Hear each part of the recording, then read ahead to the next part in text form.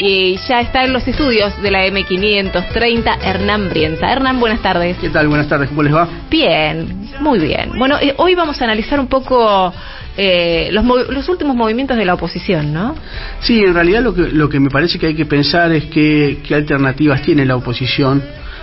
Uno podría hablar de las oposiciones, pero la verdad es que hay una sola oposición, que es una oposición de alguna manera la que tiene capacidad y posibilidad de disputar el campo eleccionario, y esa elección está vinculada a lo que uno conoce como el PRO, como el Juntos por el Cambio, como esa gran coalición que de alguna manera nos habla ya de un sistema de partidos que está consolidado.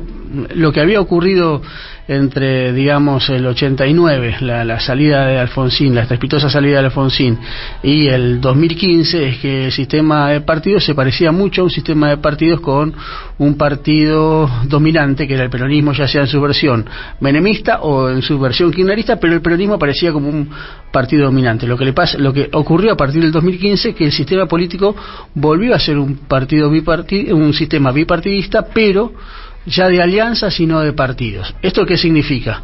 Que estas dos alianzas se necesitan mutuamente, pero además se necesita la alianza al interior de cada uno de los núcleos, porque si no se pierden las elecciones. Si el Frente de Todos va separado, pierde las elecciones. Si el Juntos por el Cambio va separado, pierde las elecciones. Habría que ver cómo se resuelve esto en segunda vuelta. ¿Esto qué significa? Que hay dinámicas al interior de cada uno de los bloques que hay que estudiar con mucha particularidad. ¿Qué es lo que le pasa a Juntos por el Cambio? El fracaso del gobierno de Mauricio Macri, el 2015 y el 2019, digo fracaso y lo digo con todas las letras. ¿Por qué? Porque perdió las elecciones. Porque perdió las elecciones del 2019, pero además porque fue un mal gobierno incluso para los propios votantes de Juntos por el Cambio, y esto hay que plantearlo. Digo, no se puede obviar eso. Más allá de las críticas ideológicas que uno pueda hacerle, no fue eficiente resolver los problemas de los argentinos ese gobierno de Juntos por el Cambio. Es más, no solamente no cambió todo lo malo y dejó todo lo bueno, sino que cambió todo lo bueno y dejó todo lo malo que tenía el kirchnerismo, ¿no? Digamos, esta ironía la digo en el sentido de que no pudo ser eficiente en la construcción de su propio poder. Sin embargo, se constituyó como alternativa permanente de la política argentina. Constituyó este famoso sistema bipartidista. Y lo que hay que pensar allí es qué ocurre en ese bloque. Por ejemplo, uno puede visualizar ahí cuatro interpretaciones diferentes. La del jefe del partido, Mauricio Macri, y uno podría decir Patricia Bullrich, que juegan a ser los halcones del grupo. El sector más moderado, el larretismo, por llamarlo de alguna manera, el radicalismo, y ahora también la lógica de los libertarios, que parecerían ser una radicalización del liberalismo, pero a veces uno, escuchándolos y viendo las alianzas que hacen hacia el interior, hacia las provincias, por ejemplo con el hijo de Bussi en Tucumán, pareciera ser en realidad una radicalización de lo peor de lo conservador de los argentinos, del sistema político argentino, ¿no?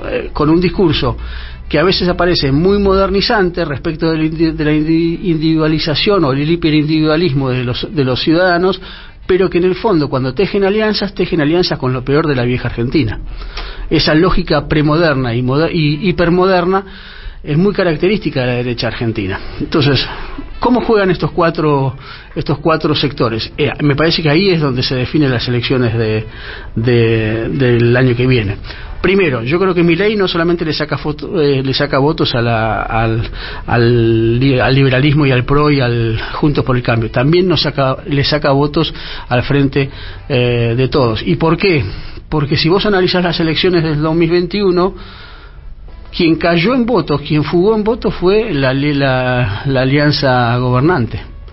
Uno cree que el voto es típicamente ideológico, y el voto de desidia, el voto de bronca, es un voto que no tiene, si bien tiene una cuestión ideológica de fondo, no es un voto ideológico en términos de inmediatez. No te vota, te es capaz de votar en una misma elección, es un voto táctico que te es capaz de votar en una misma elección a Cristina presidente y a Macri gobernador de la provincia, de la ciudad de Buenos Aires. Ese voto es un voto que no está nunca atendido en las encuestas tampoco, las encuestas tampoco lo agarran, por eso hay que tener mucho cuidado con cómo se articula ese voto, porque el voto de Milei hay muchos sectores de ahí que no votarían a Macri, por ejemplo, y que no votarían a Larreta, porque es un voto, yo te diría, casi antisistema. Entonces, ¿cuál es el negocio del macrismo? El negocio del macrismo, si uno tuviera que pensar, ¿cuál es el negocio? Vamos a ver, ¿cuál es el negocio de Milei?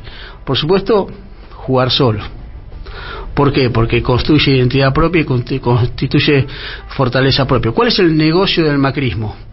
Ir a internas PASO, vencer, porque él es el líder carismático, y digo la palabra carismático la digo a propósito, a mí no me resulta carismático, pero a su propio sector político le resulta muy carismático, y además es el dueño del partido. Ir a las PASO, ganar y obligar a la alianza contraria a una segunda vuelta o a un balotaje. Serían 3 elecciones las que tendríamos.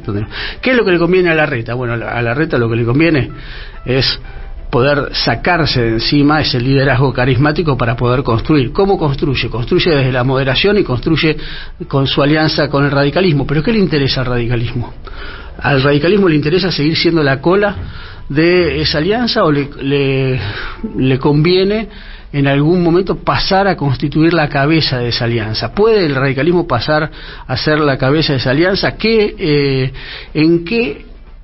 ¿En qué provincias, en qué territorios va a construir su propia alternativa de poder hacia el interior del PRO? ¿Van a ir separados?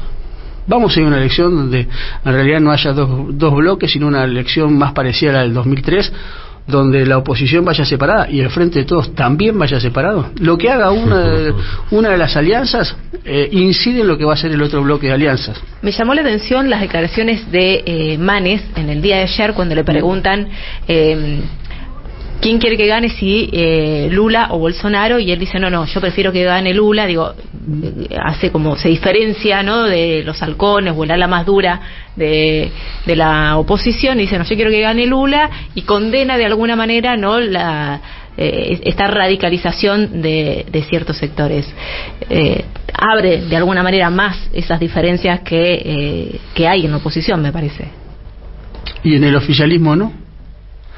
Digo, si Manes aparece como un jugador racional, entre comillas, moderado, acuerdista, dialoguista, ¿no abre puertas para sectores dialoguistas, acuerdistas, racionales del Frente de Todos que, por ejemplo, están pensando de qué manera se repiensa la identidad del peronismo hoy? O piensan de qué manera se supera, entre comillas, al kirchnerismo?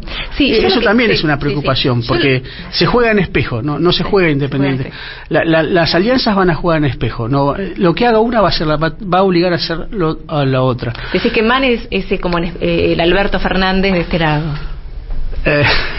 Bueno, lo dijiste vos, pero uno podría pensarlo en el sentido de estabilización, entre comillas, del sistema político, recortando los bordes. Y los bordes acá serían los jugadores del macrismo duro y del kirchnerismo, por ejemplo. Claro, ¿no? y al mismo tiempo preguntarte, porque arrancamos hablando de cómo la novedad es una fuerza como los libertarios, donde le recortan, según tu análisis, a distintos derecha e izquierda del menú. Y por el otro lado hay una esperanza por construir un espacio de centro en los dos espacios. Manes incluso... Sí, una esperanza de ellos, ¿no? De ellos, por supuesto. Entonces, y volviendo a lo que planteaba Eva, el reflejo de Brasil...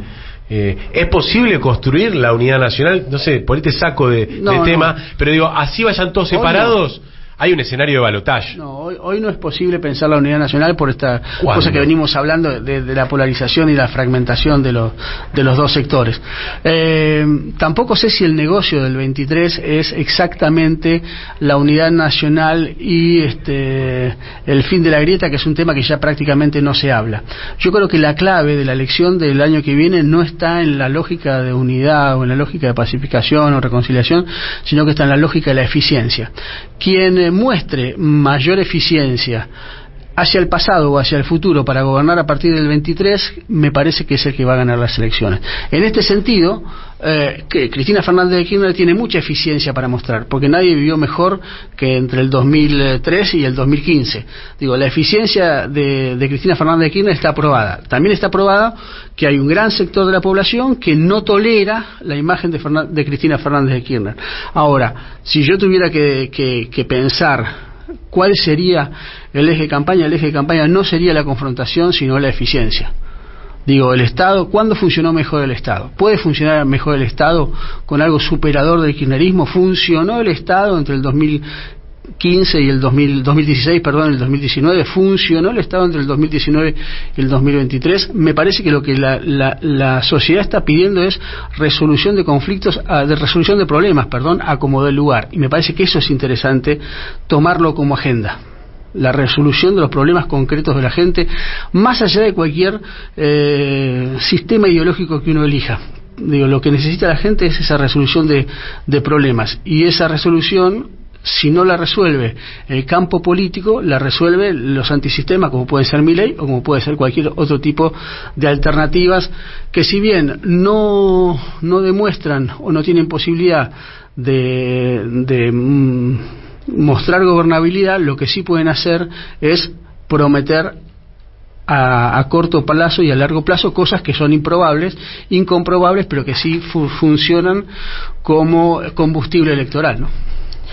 Hernán, la seguimos, ¿te parece? La semana que viene. Dale. Nos queda pendiente ahí un debate acerca de si Perón era un unitario o no. Acá es un debate que trajo Julián Saúd, que generó polémica entre los oyentes. Seguro que no lo era, pero sí... No sé si la palabra es unitario. Claro, pero sí centralista, o la idea en esa eficiencia que vos planteás. Digo, yo tengo la idea de que Perón lo que trae también es la idea de un Estado-Nación que va directo, ¿no? Que va directo hacia... Lo que pasa es que después de Roca, el Estado-Nación, bueno, lo charlamos la semana que viene, pero después de Roca el Estado-Nación no es el mismo Estado unitario que piensan los unitarios. Lo que sí, la pregunta que hay que hacerse, que se la hizo Jorge Abelardo Ramos hace mucho tiempo, es si Perón es un continuador de Roca o no. Digo, más allá de la campaña del desierto.